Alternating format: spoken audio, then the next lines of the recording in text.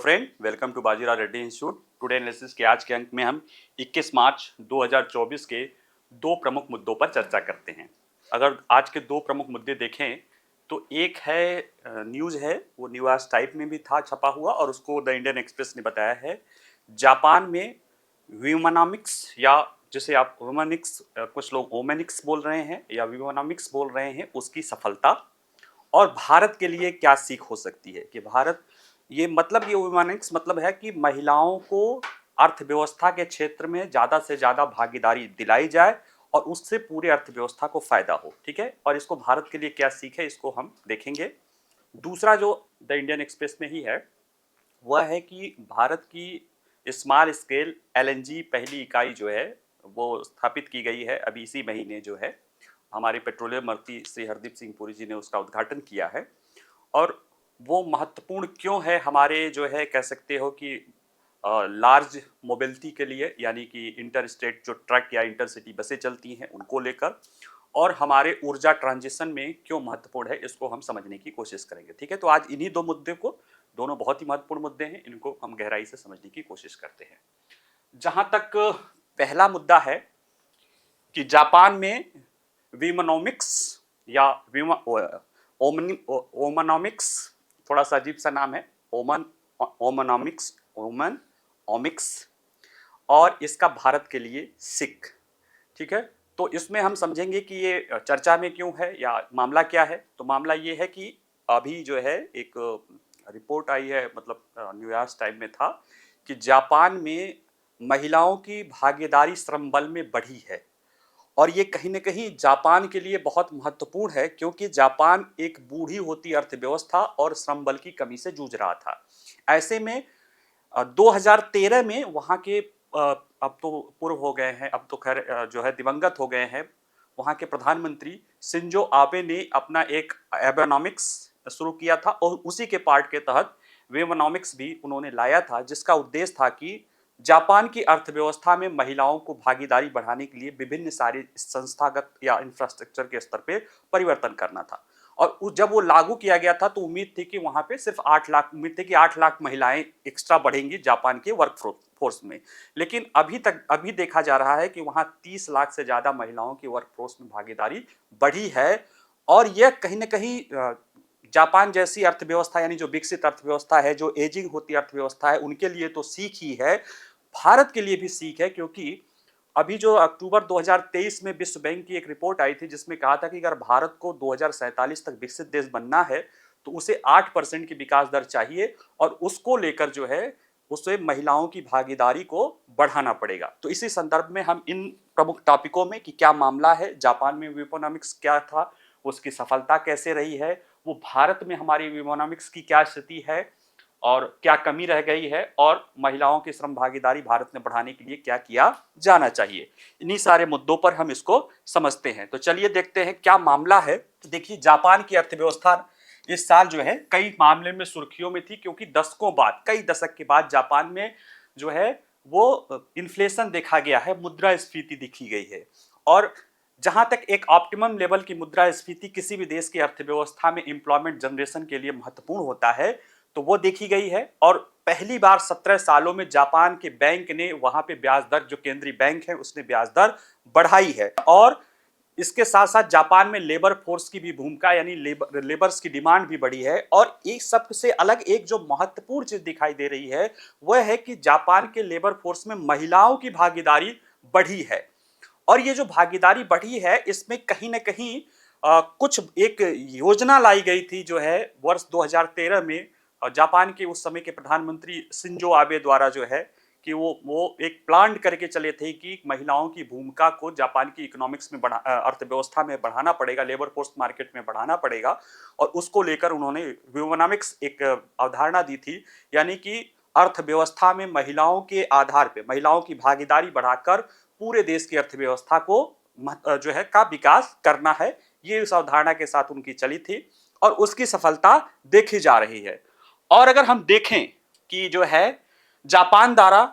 विमोनॉमिक्स को अपनाने का क्या उसमें क्यों किया गया, क्या किया गया, तो ये महत्वपूर्ण है कि जापान में जब ये लाया गया था 12-13 में, तो उस समय वहां की अर्थव्यवस्था स्टैग्नेंट हो गई थी। उसमें कई सारी चीज़ों के साथ साथ ये भी था कि जो जापान है, हालांकि इस समय तो तीसरी नंबर की सबसे अर्थव्यवस्था थी, उस समय चौथे नंबर की थी, लेकिन वह एक बहुत बड़ी जो है स्ट्रक्चरल समस्या से जूझ रही थी कि उसके यहाँ आबादी एजिंग हो रही थी और लेबर फोर्स की संख्या जो है क्रंच हो रहा था, यानी जरूरत जितनी लेबर फोर्स की थी उतनी नहीं हो रही थी। और ऐसे में महिलाओं की भी भागीदारी, चूंकि एशियाटिक समाज में महिलाओं की भागीदारी थोड़ा बहुत कम होता है क्योंकि पारिवारिक जिम्मेदारी उन पे ज्यादा रहती है, तो इसको बढ़ावा देने के लेकर जो है शिंजो आबे चिंतित थे, क्योंकि 2012 में के ही आधार पर जो 2013 की वर्ल्ड इकोनॉमिक फोरम की ग्लोबल जेंडर गैप रिपोर्ट आई थी, उस रिपोर्ट में यह कहा गया था कि जापान 133 देशों में 105वें स्थान पे था। देखा जाए तो दुनिया के विकसित देश माना जाता है, हर तरह की वो जो है इंडिकेटर में बेहतर है, इसके बावजूद भी विमेन जेंडर गैप यानी महिलाओं के साथ जो भेदभाव के गैप में जापान कहीं न कहीं बहुत निचले पायदान पे था। ये बताता था कि कहीं न कहीं जापान के जो जापान की आर्थिक व्यवस्था है या जो नीतियां वो महिलाओं के प्रति उतनी फेवरेबल नहीं है, और वो कहीं न कहीं जापान की अर्थव्यवस्था को भी नुकसान पहुंचा रही थी। ठीक है, तो उसको लेते हुए जो है संजो आबे ने उस समय अपना जैसे चेंज किया था, तो उन्होंने एक एबेनॉमिक्स लाया था जिसके 3 आधार थे।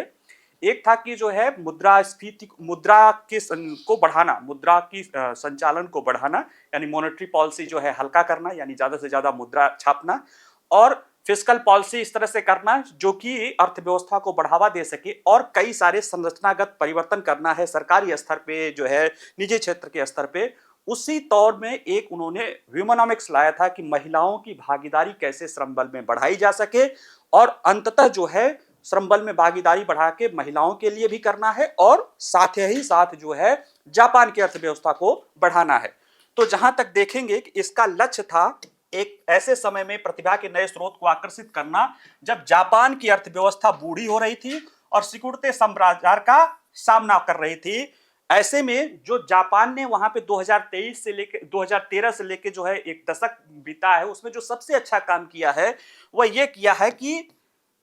कामकाजी जो माता पिता हैं, यानी कामकाजी जो पेरेंट्स हैं,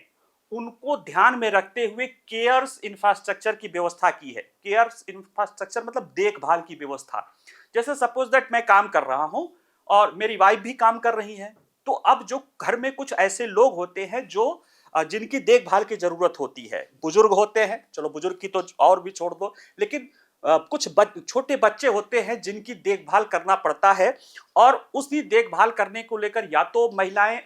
ज्यादातर क्या होती है, अगर उन्हें बच्चे चाहिए, उनको देखभाल करना है, तो उनको जो है अपना काम छोड़ना पड़ता है, या फिर चीन जैसी स्थिति, जैसे कल ही पढ़ाया था कि चीन जैसी स्थिति ये होती है कि महिलाएं काम नहीं छोड़ना चाहती हैं, बच्चे पैदा करने की जो है उसको लेकर अनिच्छुक हो जाती हैं। और चीन में देखा ही गया है, कल ही रिपोर्ट हमने बताई थी रॉयटर्स की, कि कई सारे वहां पे कई सारे अस्पतालों में वहां पे जो प्रसूति व्यवस्था सिस्टम विभाग है उसको बंद करना पड़ रहा है, क्योंकि बच्चे उस तरह से पैदा नहीं हो रहे हैं कि वो हॉस्पिटल सस्टेन कर सके। तो ये समस्या आती है अगर महिलाएं वर्कफोर्स में आती हैं। क्यों? क्योंकि वहां पे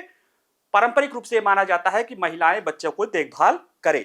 तो ऐसे में अगर आप केयर इंफ्रास्ट्रक्चर डेवलप करते हैं, देखभाल की व्यवस्था डेवलप करते हैं, तो उसका फायदा ये होता है कि महिलाएं घर से बाहर जाकर भी काम कर सकती हैं। सपोज दैट कोई एक महिला है, वो 50,000 रुपए महीने की नौकरी पा रही है, यंग एज महिला ना हो, मान लिया 25 से 30 साल की अवस्था की महिला है, अपने करियर के अभी शुरुआत है या 4-5 साल अनुभव हो गया है, अब उसको शादी की है, अब वो दोहरे स्थिति में है, वो अगर बच्चे पैदा करेगी या बच्चे पैदा करने की उस पे है, तो उसको नौकरी काम छोड़ना पड़ेगा, क्योंकि बच्चों की देखभाल करने की जरूरत होती है। पहले के जमाने में बड़े बूढ़े साथ साथ रहते थे तो ये चीजें हो जाती थी, लेकिन शहरी अर्थव्यवस्था के साथ जो है एक कह सकते हो कि सर्विस इंडस्ट्री या शहरी अर्थव्यवस्था ने जो है एक न्यूक्लियाई फैमिली की अवधारणा को भी जन्म दे दिया है, या वो मजबूरी हो जाती है। ठीक है, तो अब वहां पे बच्चे की देखभाल कौन करे? तो ऐसे में महिला को नौकरी छोड़ना पड़ता है। ठीक है, और छोड़ने के दौरान जो है देखा जाए तो अब जब 50,000 रुपए वो महिला कमा रही थी, वो महिला का तो नुकसान है ही है, साथ ही साथ देश की अर्थव्यवस्था में जो वो महिला का भूमिका था वो कम हो गया। उतनी अर्थव्यवस्था में 50,000 रुपए महीना कम हो गया। लेकिन अगर हम केयर इकोनॉमी कर दें, कोई महिला है जो कि जो है बच्चों की देखभाल कर सकती है अगर उसको ट्रेनिंग है, और अगर वह वो महिला उसी महिला को वो अपने यहाँ रख ले जो उसके बच्चे की देखभाल करे, जैसा कि वो कर सकती है उसी तरह से देखभाल करे, और उसको वो मान लिया 15,000 या 10,000 रुपए दे रही हो,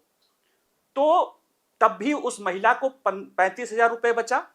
और अर्थव्यवस्था में देखा जाए तो 50,000 वो महिला जनरेट कर रही है और 15,000 जो ये कर रही है, ये भी इकोनॉमिक एक्टिविटी हुई, यानी अर्थव्यवस्था को दोहरा फायदा हुआ। और इससे क्या होगा कि वो महिला की लेबर फोर्स में भागीदारी बनी रहेगी, जो अभी छोड़ सकती है, और एक महिला को और रोजगार जनरेट हो गया। तो कुछ इसी तरह की चीजें इसमें की गई थी। और इसकी सफलता देखो तो जापान में विवोनॉमिक्स की सफलता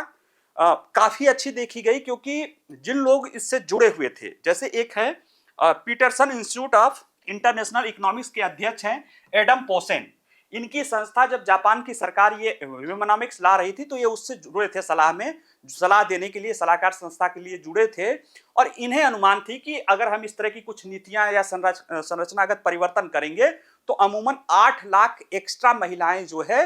वर्क फोर्स में आएंगी। लेकिन ये खुद आश्चर्यचकित हैं कि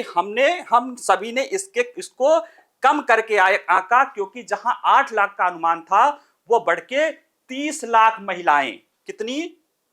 8 लाख की जगह महिलाओं की उम्मीद थी और शामिल क्यों हुई 30 लाख महिलाएं, जो कि उम्मीद से कई गुना ज्यादा है। यानी 8 लाख देखा तो 3 से 4 गुना, लगभग 4 गुना ज्यादा जो है महिलाएं लेबर फोर्स में भागीदार हुई। इससे जापान की इस विवोनॉमिक्स से सीख क्या मिलती है? सीख यह मिलती है कि जो जितने भी बड़े अर्थशास्त्री हों, वो चाहे जो भी अनुमान लगाएं, महिलाओं की अर्थव्यवस्था में भूमिका उनके अनुमान से कई गुना होती है। देखिए, यही बात कर रहे हैं कि जापानी अनुभव द्वारा प्रदान किया गया सबक सरल है कि महिलाएं आमतौर पर अर्थशास्त्रियों की तुलना में एक बड़ी संभावित समशक्ति हो सकती हैं, अगर उन्हें शामिल करने के बारे में सोचा जाए। ठीक है, अब जरा देखते हैं कि ये इससे भारत को क्या सीख होती है। तो विवोनॉमिक्स का पहले महत्व क्या होता है बता ही दिए हैं। तो विवोनॉमिक्स क्या होता है? ये वो अवधारणा होती है जिसमें महिलाओं को ऐसे रोजगार के अवसर या संरचनागत अवसर दिया जाता है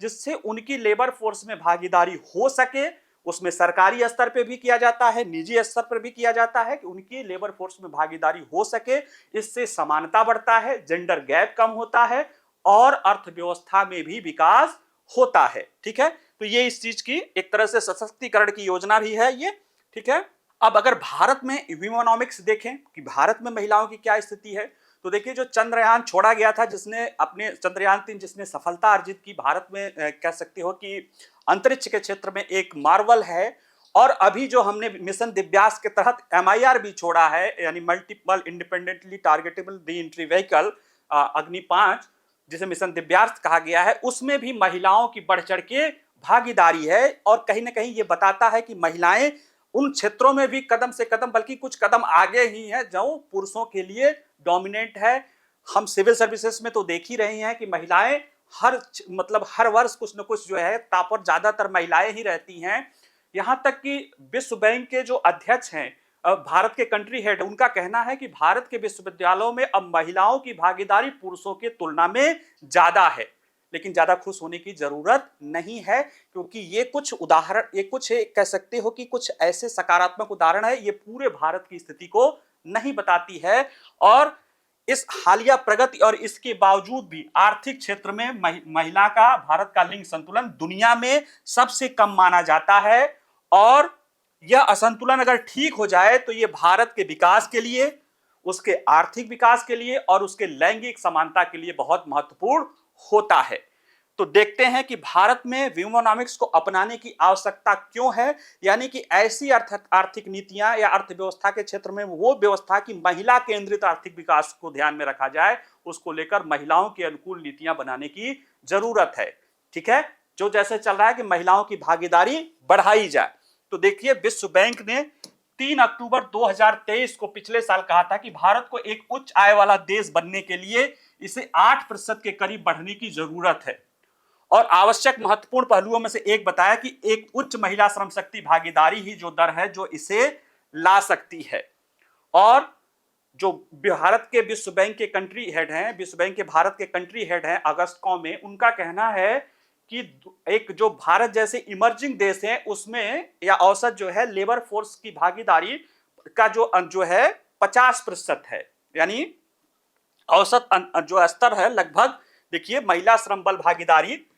औसत लगभग 50% है और भारत के लिए यह 25% है। यानी कि अभी बढ़ के भले 32-37% हुआ है, लेकिन इसके बावजूद भी यानी पुरुष जो है 70% से ज्यादा है और महिला 22-25 यानी 50% का अंतर है। यानी बहुत बड़ा गैप है महिला पुरुषों की भागीदारी के अंतर में लेबर फोर्स में। और ये सिर्फ भागीदारी के अंतर में नहीं है, ये गैप अगर और देखें तो भारत की श्रम बल में चिंताजनक स्थिति भी देखें तो ये रिपोर्ट कहती है कि नौकरियों में महिलाओं की भागीदारी वह भी ग्रामीण इलाकों में पुरुषों की तुलना में पिछड़ा जारी है। और जो वित्त वर्ष ये निकाला गया था शहरी जनसंख्या अनुपात, इसमें कुछ वृद्धि देखी भी गई थी, लेकिन वो वृद्धि उन क्षेत्रों में दिखी थी जहां पे यानी जिसमें बहुत ज्यादा आय नहीं होता हो, उसमें देखी गई थी। ठीक है। और महिलाओं के लिए विमेन प्रोटेक्शन वृद्धि मुख्य रूप से अवैतनिक कार्यों में यह हमें दिखाई देती है। ठीक है। विश्व बैंक की रिपोर्ट ने कहा कि भारतीय राज्यों में एक और चीज समस्या जो दिखाई देती है कि महिला श्रम बल की भागीदारी में महत्वपूर्ण भिन्नता है। जैसे एक नियम ये होता है, एक व्यवस्था एक है कि यू ग्राफ बोला जाता है कि जैसे जैसे अर्थव्यवस्था में प्रति व्यक्ति आय बढ़ती जाती है, पहले अगर कम है तो महिला पुरुष दोनों को घर में बाहर जाकर काम करना पड़ता है, यानी निम्न प्रति व्यक्ति आय वाला परिवार देखोगे महिला पुरुष दोनों काम करते हैं। लेकिन जैसे जैसे घर की आय बढ़ती जाती है या देश की प्रति व्यक्ति आय बढ़ती जाती है, महिला की भागीदारी कम होती जाती है। यानी देखो ऐसे आती है, कम होती जाती है, लेकिन फिर जब प्रति व्यक्ति आय बढ़ती है तो ये ऊपर जाती है। यानी यू आकार का जो है प्रति व्यक्ति आय और महिला श्रम भागीदारी का रिलेशन होता है। लेकिन भारत में ये उलट चुका है, जो राज्य में कम प्रति व्यक्ति आय है वहां तो भागीदारी बेहतर है, लेकिन जो राज्य अपेक्षाकृत बेहतर कर रहे हैं, औद्योगिकरण है, हरियाणा महाराष्ट्र जैसे राज्य, वहां पे महिलाओं की भागीदारी में ये यू पैटर्न दिखाई नहीं दे रहा है। ये जो कहीं ना कहीं चिंता का विषय है। तो ऐसे में क्या किया जाना चाहिए, भारत को इस संदर्भ में क्या करने की आवश्यकता है? ऐसे नौकरियां करना है जैसे विश्वविद्यालय में महिलाओं ने अपने पुरुष सहयोगियों से बेहतर प्रदर्शन करना है। हमें कोशिश करनी है कि ऐसे रोजगार के ऐसे क्षेत्र हो, निजी क्षेत्र में ऐसे माहौल बने कि महिलाएं ज्यादा से ज्यादा घर से निकल के बाहर काम करें। उसके लिए जरूरी क्या है, वहीं जो जापान ने किया कि केयर इकोनॉमी पर ध्यान देना होगा, क्योंकि अभी भी बच्चों की देखभाल करने के लिए माता पिता, सास ससुर या माता पिता जो भी आप मान लीजिए, उसकी देखभाल की जिम्मेदारी प्राइमरी रूप से महिला की ही मानी जाती है। ऐसे में हम अगर एक बेहतर केयर इंफ्रास्ट्रक्चर डेवलप कर सकें, क्योंकि हमारी आबादी भी धीरे धीरे, बूढ़ी आबादी भी धीरे धीरे बढ़ रही है और बच्चों की भी आबादी एक ठीक ठाक है, अगर हम एक केयर जो है इंफ्रास्ट्रक्चर डेवलप कर सकें तो जो महिलाएं और काफी ज्यादा संख्या में पढ़ी लिखी महिलाएं जो नौकरी छोड़कर जॉब, उनको घर की देखभाल करनी पड़ती है, वो अभी बाहर आ सकती हैं जो है जॉब करने के लेकर। कई सारी महिलाएं और भी बाहर आ सकती हैं, और जो बहुत बड़ा केयर इकोनॉमी के कारण उसमें भी ज्यादातर जो महिलाएं आएंगी खासतौर से बच्चों की देखभाल करने को लेकर, वह हमारी अर्थव्यवस्था को लेकर और ओवरऑल महिलाओं की भागीदारी को लेकर यानी ह्यूमनॉमिक्स को लेकर आगे बढ़ाने में एक महत्वपूर्ण भूमिका अदा करेगी। ठीक है, तो चलिए इसको देखिएगा, उम्मीद करिएगा। आगे देखते हैं हम भारत की पहली लघु स्तरीय तरलीकृत प्राकृतिक गैस इकाई यानी स्मॉल स्केल एलएनजी जो है इकाई, ये अभी चर्चा में रहा है क्योंकि इसी महीने जो है एमपी में जो है विजयपुर में जो है उसके गेल की इकाई में इसे एक पहली जो है भारत की एसएस एलएनजी इकाई जो है लॉन्च की गई है। जहां तक इसके महत्व की बात है तो एलएनजी मतलब प्राकृतिक गैस मतलब मीथेन। हम अभी सीएनजी के रूप में उसका प्रयोग करते ही हैं, लेकिन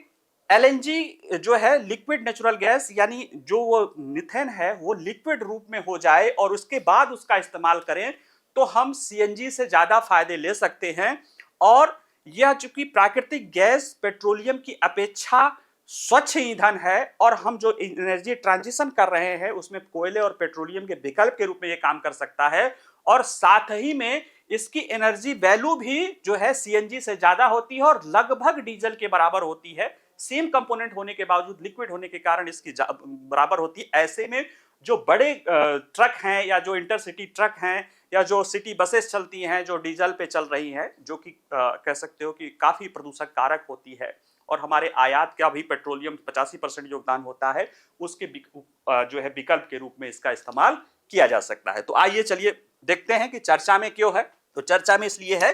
कि केंद्रीय पेट्रोलियम और प्राकृतिक गैस मंत्री हरदीप सिंह पुरी ने मध्य प्रदेश में गेल इंडिया लिमिटेड के विजयपुर परिसर में भारत की पहली लघु स्तरीय तरलीकृत प्राकृतिक गैस इकाई को राष्ट्र को समर्पित किया है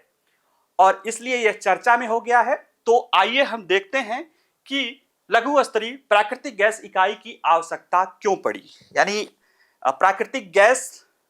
का महत्व और उसमें भी लघु स्तरीय महत्व। तो प्राकृतिक गैस का महत्व जरा समझ लें तो प्राकृतिक गैस या नेचुरल गैस जो होता है वो मीथेन होता है, ठीक है। और ये अमूमन जहां पेट्रोलियम प्रोडक्ट्स पाए जाते हैं, पेट्रोलियम जो है तेल,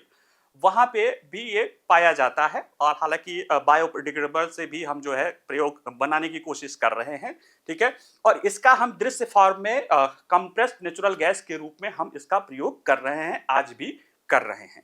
लेकिन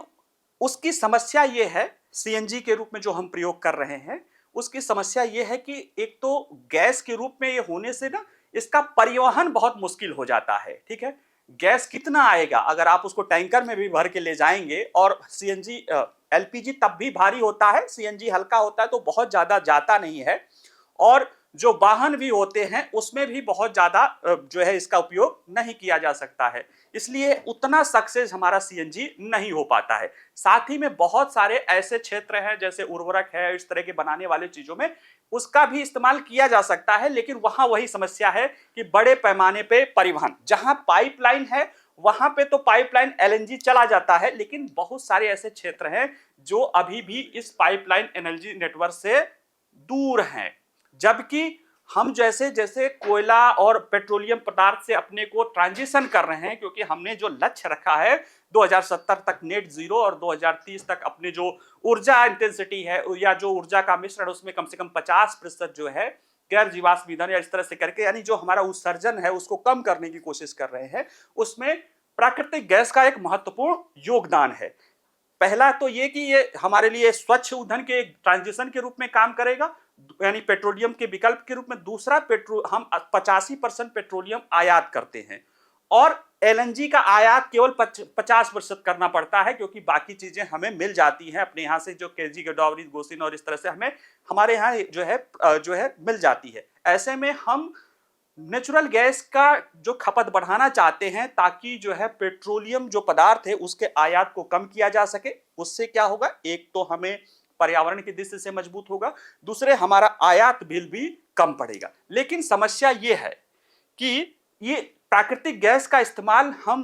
बेहतर रूप से नहीं कर पा रहे, खासतौर से लिक्विड नेचुरल गैस का, जिसकी एक प्रॉपर्टी ये भी होती है कि वो है सीएनजी के जैसे। सीएनजी के अपेक्षा अगर सीएनजी और नेचुरल गैस केमिकली एक ही है, एक गैसियस फॉर्म में है, दबाव में गैस के रूप में ही रहती है, और एक लिक्विड फॉर्म में होती है। और ये लिक्विड फॉर्म में करने के लिए अति न्यून तापमान पे, लगभग -140 डिग्री के तापमान पे जो है ये लिक्विड फॉर्म में होती है। जब ये लिक्विड फॉर्म में होती है तो बड़े मात्रा में इसे जो है छोटी जगह पे ढेर सारी मात्रा में इसको ले जाया जा सकता है, पाइपलाइन इसका परिवहन भी किया जा सकता है। लेकिन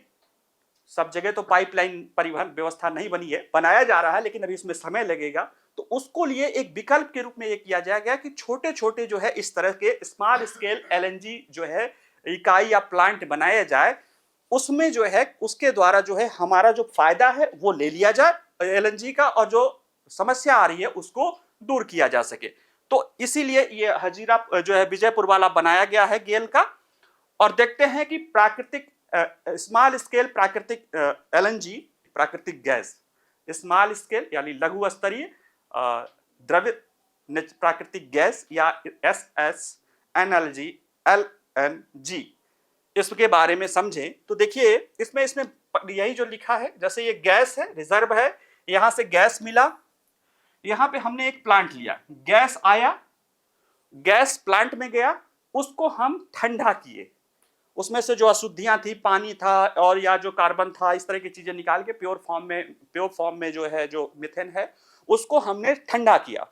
ठंडा करके हमने उसको क्या कर दिया, लिक्विड फॉर्म में कर दिया। अब उस लिक्विड फॉर्म में अगर बड़ा प्लांट होता तो पाइपलाइन से जा रहा, लेकिन अगर नहीं भी है पाइपलाइन तो हम एक विकल्प के रूप में हम ऐसे जो है लिक्विड नेचुरल गैस के कंटेनर, क्रायोजेनिक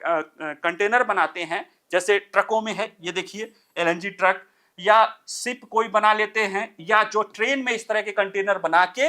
यहां से इसको ले जाके हम फ्यूलिंग व्हीकल में या इंडस्ट्रियल एरिया में या रेजिडेंशियल एरिया में हम प्रयोग कर सकते हैं। यानी कि ये जो स्मॉल स्केल नेचुरल प्लांट हैं वो गैसियस से पाइप से जुड़े होंगे, वहां से इनको लिक्विड में बदल के छोटे छोटे वाहनों में यानी ट्रक के द्वारा या जैसे पेट्रोलियम जाता है ना उस तरह से जो है लिक्विड फॉर्म में लिक्विड कंटेनर में इनको ले जाके जो है जहां पे इसका इस्तेमाल किया जाता है वहां पे इनका इस्तेमाल कराया जाएगा। और इस तरह से जो है ये इस व्यवस्था की जो बुनियादी ढांचा है वही है लघु स्तरीय तरलीकृत प्राकृतिक गैस या SSLNG। ठीक है, SSLNG का व्यावसायिक या कमर्शियल उपयोग हालांकि अभी गेल ने शुरू किया है, लेकिन इसको लेकर जितनी भी पेट्रोलियम कंपनी है वो सब इसको प्रयासरत है। और भारत में LNG को लेकर जो सबसे प्रमुख कंपनी है पेट्रोनेट LNG, ये भारत में जो भी पेट्रोनेट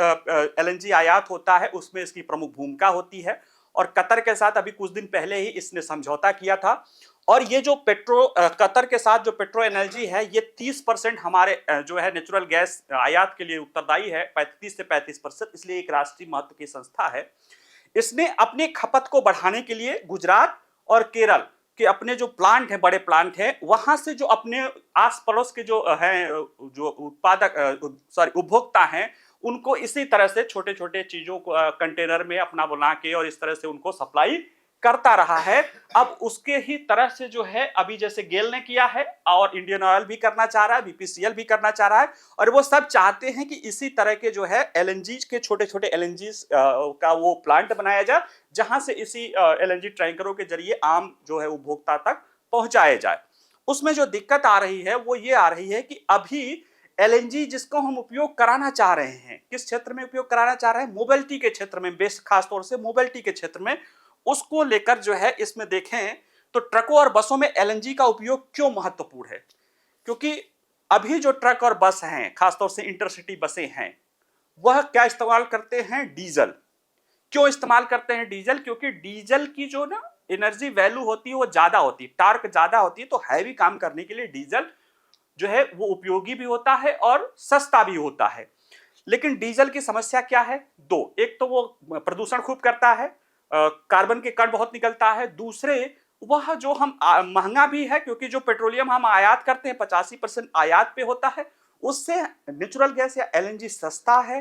स्वच्छ है, और हम उसका 50% ही हम आयात कर रहे हैं। और इसकी भारत का लक्ष्य है कि हम अर्थव्यवस्था में नेचुरल गैस की भागीदारी बढ़ाई जाए, जो अभी हमारे ऊर्जा में उसकी योगदान जो है, जो ऊर्जा मिश्रण है उसमें 6% है, उसको बढ़ा के 2030 तक हम 15% करना चाहते हैं। तो उसके लिए जो मेन जैसे CNG का तो चल ही रहा है, CNG पे तो कोई दिक्कत नहीं है, हम चाह रहे हैं LNG आए। LNG से क्या होगा कि जो डीजल इस्तेमाल करने वाले इंजन या ट्रक हैं उसमें भी CNG उतना उपयोगी नहीं हो पाता क्योंकि उसके पास पावर नहीं रहती है, उतनी कैपेसिटी नहीं रहती है। कोई अगर एक समान जो है कैटेगरी है, एक समान टैंक है जिसमें CNG उतना ही क्षमता, जितना बड़ा टैंक लगा के CNG भरो, डीजल भरो और LNG भरो, तो CNG डीजल से आधा भी न चले और डीजल से ज्यादा चलेगा LNG, यानी एक उतनी ही बराबर टैंक से डीजल से ज्यादा चलेगा, डीजल से स्वच्छ होगा, डीजल से सस्ता होगा और हमारे आयात बिल को भी कम करने वाला होगा। बस समस्या क्या है, समस्या यह है कि LNG के लिए जो ट्रक हैं या जो उसको इंफ्रास्ट्रक्चर ऐसी गाड़ियां हैं वो महंगी पड़ती है क्योंकि उसमें जो टैंक है वो क्रायोजेनिक टाइप का टैंक या -140 और इस तरह के टेम्परेचर पे, पूरी तरह से क्रायोजेनिक तो नहीं कहेंगे लेकिन हाँ उसको क्रायो टैंक लगाने की जरूरत पड़ती है और उस तरह से अभी डिमांड भी नहीं है। अगर प्रयास भी किया जाए तो ट्रक वाला लगा लेगा तो रास्ते में उसको कहां से फ्यूल करेगा, ये सारी समस्याएं आ रही हैं। तो गेल ने,